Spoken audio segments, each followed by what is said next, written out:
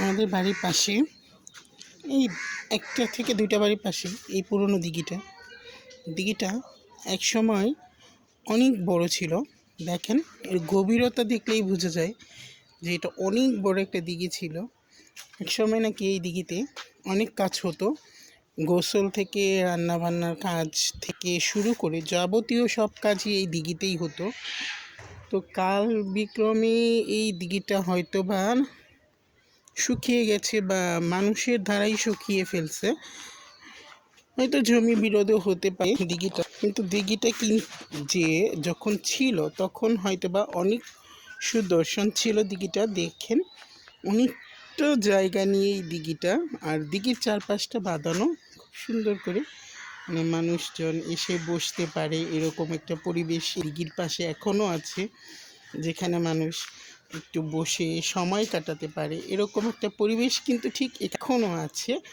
কিন্তু সেই দিঘিটা নেই, সেই দিঘিটা এখন আর নেই। যে দিঘিটাতে মানুষ একটা সময় তাদের নিত্য প্রয়োজনীয় কাজকর্ম থাকতো, সেটা কিন্তু এখন নেই। তবে দেখেন দিঘিটা কিন্তু অনেক গভীর ছিল, আর এই দিঘিটা শুকাতেও হয়তো বা অনেক সময় লেগেছে। আর কি বলবো, দিঘির চারপাশটা একটু দেখেন, ঘনবসতি হলেও কিন্তু পরিবেশটা কিন্তু একটু ছমছমে পরিবেশ। আমি খুব আসি না এদিকে, আজকে একটু বের হলাম হাঁটতে হাঁটতে। তো দেখেন দিঘির সিঁড়িগুলো দেখেন কতটা নিচে গিয়ে সিঁড়ি, তাহলে দিঘিটা যে কত বড় ছিল সেটা এটা দেখলেই বোঝা যায়।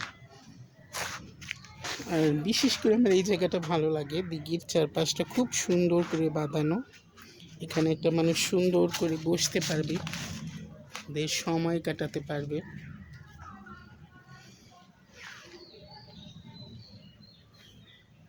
আর ওই যে পাশেই আমাদের বাড়িটা, আমাদের বাড়ির ছাদটা দেখা যাচ্ছে।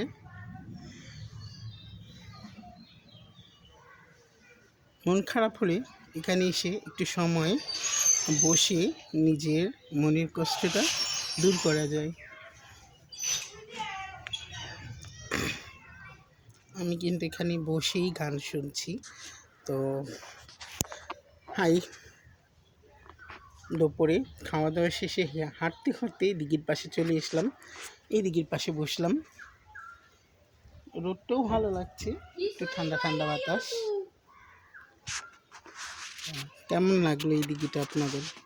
আসলে এই দিঘিটা যদি থাকতো তাহলে আরও দেখতে সুন্দর লাগতো, পরিবেশটাও অনেক ভালো লাগতো, মানুষেরও আনাগোনা বেশি থাকতো। যে কালক্রমে অনেক পুরনো জিনিসই অতীত হয়ে যায় বা এগুলা স্থাপনা নষ্ট হয়ে যায়, ব্যবহার না করতে করতে সেটা নষ্ট হয়ে যায়, এটাই স্বাভাবিক। তো আমাদের বাড়ির আশেপাশে বেশ কিছু জায়গা আছে যেখানে গিয়ে বসলে মনে একটা শান্তি আসে। এই দিঘিটা থেকে একটু এগিয়ে গেলে আবার একটা বাগান আছে, সেখানে গিয়েও বসলে খুব ভালো লাগে। আমি ওখানেও যাই মাঝে মাঝে।